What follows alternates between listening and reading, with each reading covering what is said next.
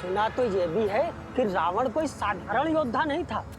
कहते हैं युद्ध बहुत ही भयावह था और बहुत दिन तक चला। जंगल में मोर नाचा, किसने देखा? न मोर न युद्ध। अच्छा, तुम कहना चाहते हो श्री राम ने रावण को नहीं मारा? न सेतु बांधा न युद्ध हुआ। नहीं नहीं भैया, मैंने ऐसा कब कहा? अरे हुआ होगा युद्ध, पर ऐसा नहीं जैसा सब बता रहे हैं।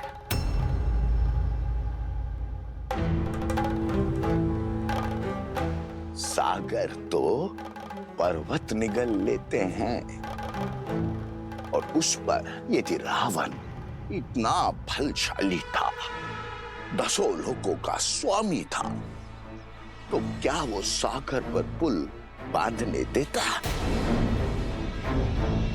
कदापि नहीं। तो क्या हमारे राघव असत्य कह रहे हैं? राम राम राम, ऐसा मैंने कब कहा भैया? अरे श्री राम गए होंगे लंका और रावण को ललकारा होगा, और रावण भी आ गया होगा रणभूमि में, और श्री राम ने एक बाण से उसका वध कर दिया होगा, बस।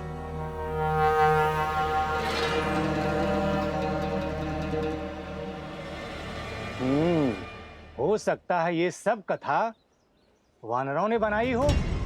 ऐसे ही बात का पतंगड़ बना दिया होगा। सत्य वचन भैया, सत्य वचन। ये कहानी अवश्य वानरों ने बड़ी बनाई है।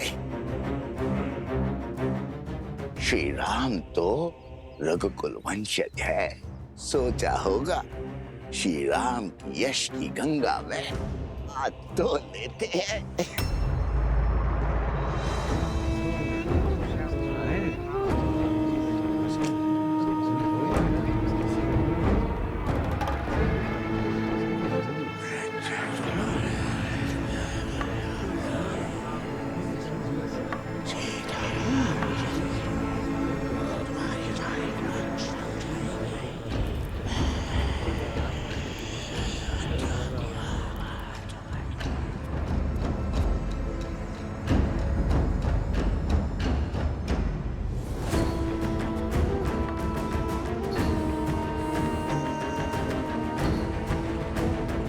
उपहास निंदा में बदलेगा और निंदा संदेह में। इस प्रकार सबके मन में संदेह रूपी सहस्त्र रावण बस जाएगा, और संदेह से फैलेगा असंतोष। अब राम को मारने के लिए किसी शस्त्र की आवश्यकता नहीं। बोलो भैया, है कोई प्रमाण रावण की शक्ति का? है कोई साक्ष्य समंदर पे सेतु बनने का? और अगर लंका में आग लग गई थी तो रावण और उसके सैनिक कैसे बच गए? युद्ध कैसे किया? है? बात करते हैं।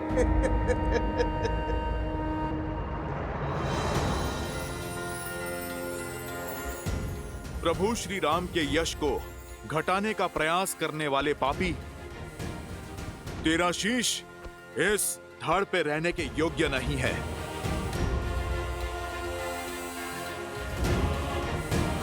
बजरंग बली हनुमान, जय जय महाबली हनुमान।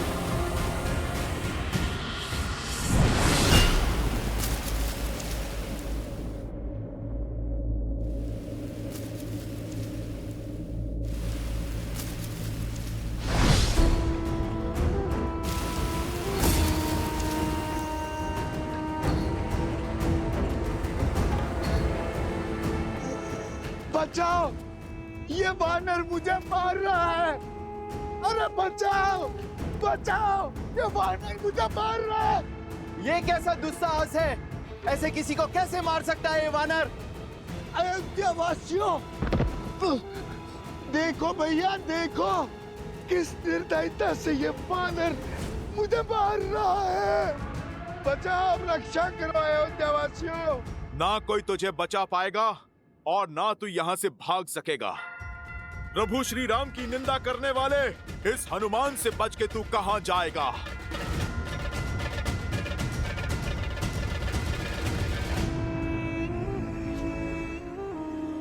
मैं कहां भाग रहा हूं राम भक्त, मैं तो तुम्हें भगा रहा हूं, तुम्हारे साथ खेल खेल रहा हूं। तुम मुझे पराजित नहीं कर सकते।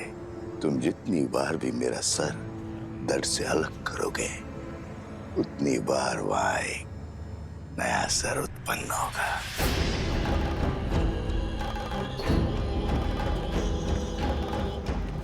अरे देखो भैया, देखो कैसे एक वृद्ध को ये वानर मार रहा है। क्षमा करो वानर, क्षमा करो। देखो इस निर्बल बुड्ढे पर इस वानर को दया नहीं आ रही है। क्षमा करो, इस वृद्ध पे दया करो वानर।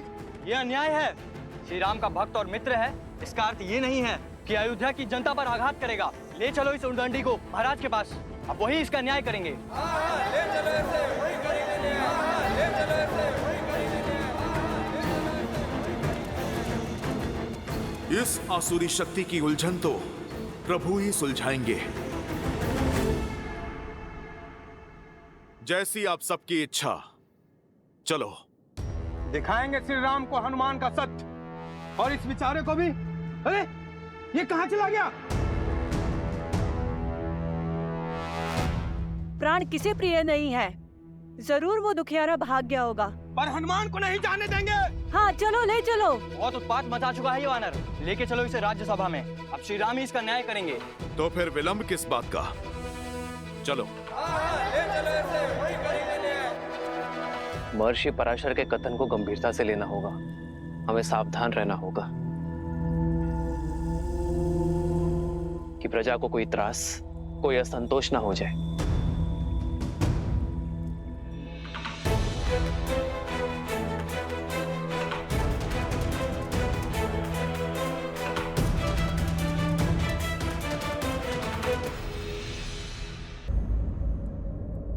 क्या हुआ? हनुमान को पकड़कर क्यों लाया गया है? प्रभु, इस वानर ने हम सभी को भयभीत कर रखा है। यही नहीं, इसके दूसरे साथी रावण से आपके युद्ध की असत्य कथाएं बता रहे हैं। असंभव। वानर भैया के विषय में ऐसा कुछ भी असत्य कह नहीं सकते। क्षमा चाहता हूँ राजकुमार, लेकिन बड़े कुटिल हैं ये वानर और दुष्ट भी। आज इस हनुमान ने उस वृद्ध व्यक्ति के प्राण लेने का प्रयास किया। न्याय कीजिए श्री राम।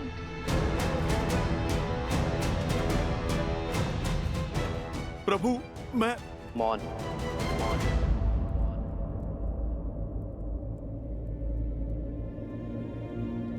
ये राम अपनी प्रजा को कभी निराश नहीं करेगा, किंतु हनुमान मेरे मित्र वानरराज सुग्रीव की प्रजा है। उसका न्याय, उसे दंड देने का अधिकार केवल मेरे मित्र वानरराज सुग्रीव को है। अयोध्या वासियों, वानरों की ओर से यदि किसी को भी असुविधा हुई हो तो मैं क्षमा चाहता हूं। मैं वचन देता हूं कि कोई भी वानर अयोध्या के किसी भी वासी को कोई क्षति नहीं पहुंचाएगा, और हनुमान को किष्किंधा के नियमानुसार दंड दिया जाएगा। प्रणाम अयोध्यापति।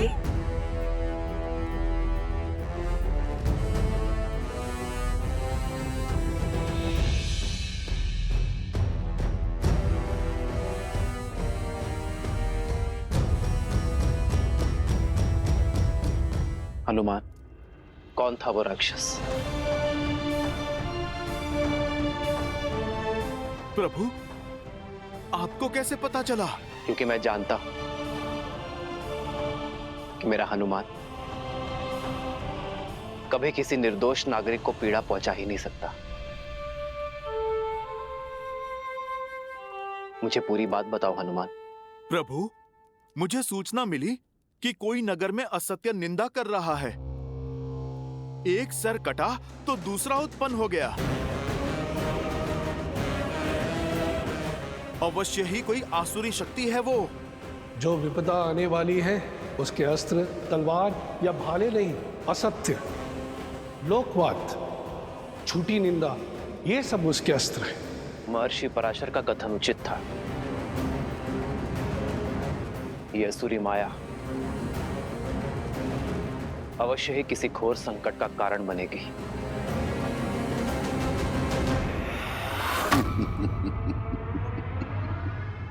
युद्ध तो अब आरंभ हुआ है राम भक्त हनुमान।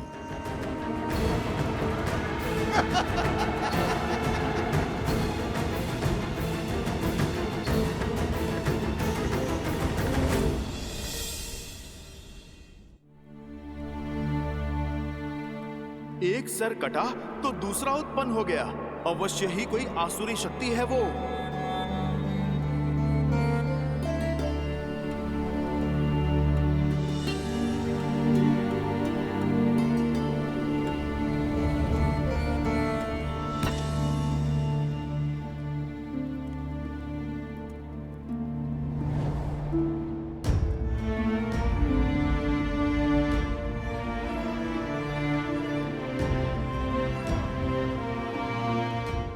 सब ठीक है ना आर्य? हर सुख दुख साथ निभाने का निर्णय लिया है ना हमने? चिंता नहीं चिंतन है सीते। राज्य अभिषेक की सौगात के साथ राज्य का दायित्व जो मिला,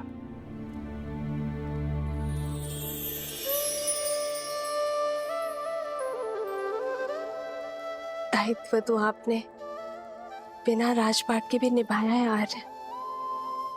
संसार के हित के लिए संघर्ष किया। जो रावण के नाम की समस्या को समूल निस्तरण कर सकते हैं, वो मेरे राम अयोध्या को भी तार देंगे। वैसे आर्य, भोजन करने से चिंतन करने की शक्ति मिलती है।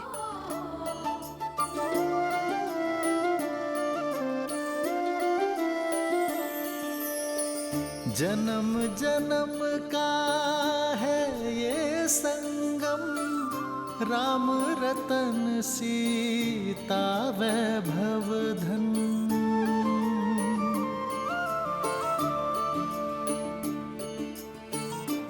महल में आकर वन को तो नहीं भूली ना? वन का भोजन स्मरण है? राम सिया राम सिया राम सिया राम, राम सिया राम सिया राम। वो स्मृतियां तो मैं आने वाले जन्मों में भी नहीं भूल सकती यार। मैं तो पुनः एक बार प्रकृति की ओट में वन के जीवन का आनंद लेना चाहती हूँ।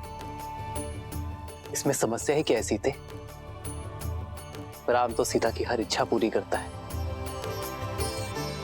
और ये तो महारानी की इच्छा है। ये तो शीघ्र ही पूर्ण करूंगा।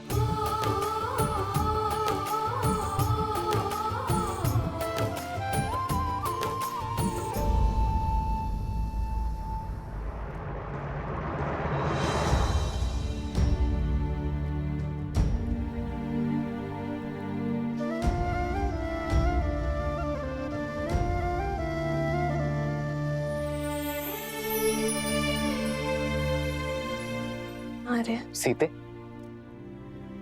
ये केसर भात तो बहुत ही स्वादिष्ट है। ये तुमने बनाया? कैसे? भात भिगोया, थोड़ा कोमल हुआ, फिर दूध में उसे धीमे आंच में पकाया। फिर जैसे ही थोड़ा पका तो उसमें गुड़, केसर और थोड़ी सुगंध डाली, और फिर उसमें शुद्ध घी मिलाकर उसे धीमे आंच में। ये धैर्य ही तो इस स्वाद का रहस्य है सीते। यदि शीघ्रता में पकाती तो ये भात कच्चा रह जाता, ना सुगंध आती ना स्वाद। जीवन भी यही है सीते, चाहे संबंध हो या समस्या।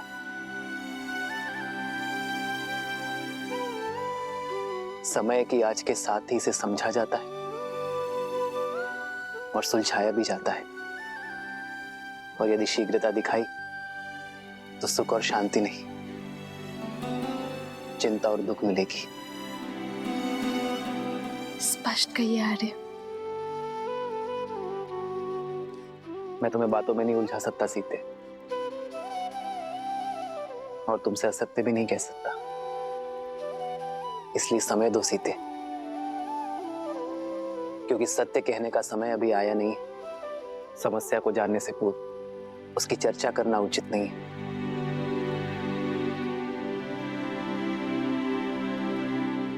तो फिर मैं आपसे वो प्रश्न पूछती हूँ जिसका उत्तर देने में आपको सरलता हो। तो बताइए, महाभोज में हनुमान और वानर सेना के लिए क्या भोजन बनाऊं जिससे वो संतुष्ट हो? ये तो पहले से भी कठिन प्रश्न है सीते। इस प्रश्न का उत्तर ना नर दे सकते हैं ना नारायण, और चिंतन भी समय के साथ इसे सुलझा नहीं सकता।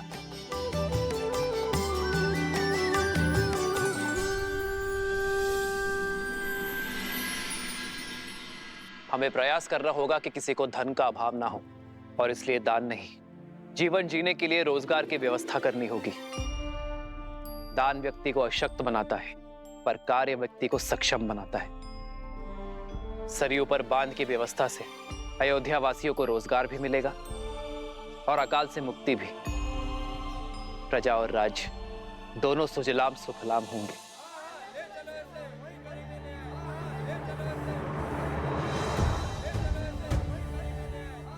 ये कोलाहल कैसा? ऐसा प्रतीत होता है हमारी प्रजा है महाराज। मैं अभी सैनिकों को भेजकर शांत करवाता हूँ। राजा को शांत नहीं, संतुष्ट करना होता है सुमंत जी। प्रजा का सुख मुझ तक पहुंचे ना पहुंचे, उनका असंतोष अवश्य पहुंचना चाहिए। उन्हें भीतर बुलाइए। रक्षा करिए महाराज, रक्षा कीजिए, हमारी रक्षा कीजिए, रक्षा कीजिए, हमारी रक्षा कीजिए, रक्षा कीजिए महाराज, रक्षा कीजिए महाराज, रक्षा कीजिए महाराज। शांत हो जाइए। जो बात है निसंकोच कहिए, निर्भय होकर कहिए। हमारे प्राण संकट में है, रक्षा कीजिए महाराज, हमारी रक्षा कीजिए, हमारी रक्षा कीजिए। पश्चिम की ओर से राक्षसों ने हमारे ऊपर आक्रमण कर दिया और हमारे अनेकों भाइयों को उन्होंने मार डाला। हमारा धन दान सब कुछ लूट लिया उन्होंने।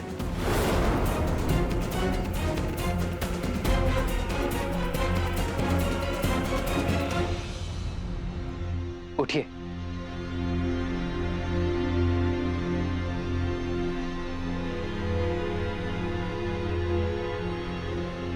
कौन है ये राक्षस? क्या नाम है उसका?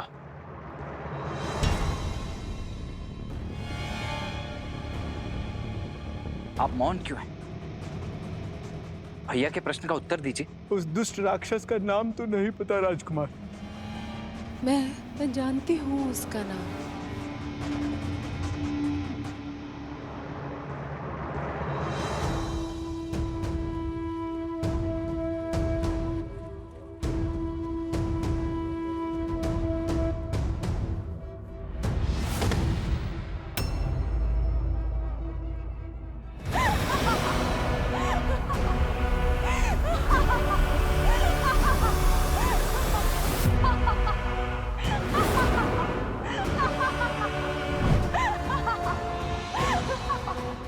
सूर्पनखा। रुक जाओ लक्ष्मण। मेरे मामा भस्कर्ण ने मचाया है ये हाहाकार तुम्हारे राज्य में राम। वो भास्कर्ण जो संपूर्ण राक्षस कुल का प्रतिशोध लेंगे, हमारे खोए हुए मान सम्मान को लौटाएंगे। है बल तो आओ और लड़ो उनसे, बचा लो अपनी इस अयोध्या को।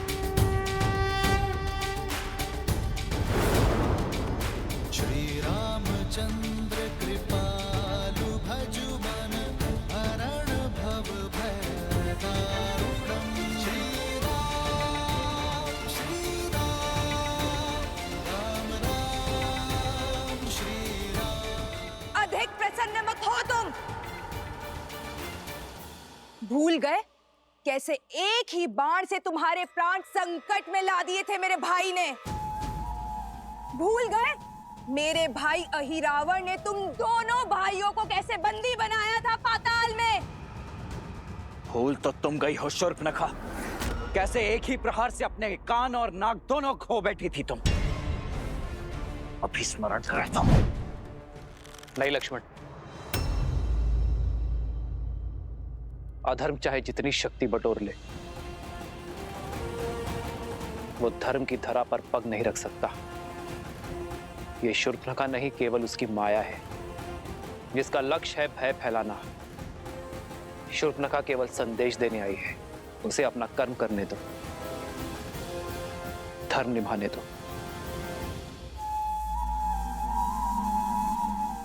अधिक समय शेष नहीं है तुम्हारे पास राम, जो करना है कर लो। हर क्षण के साथ तुम्हारी इस प्रजा को हम राक्षस बना देंगे।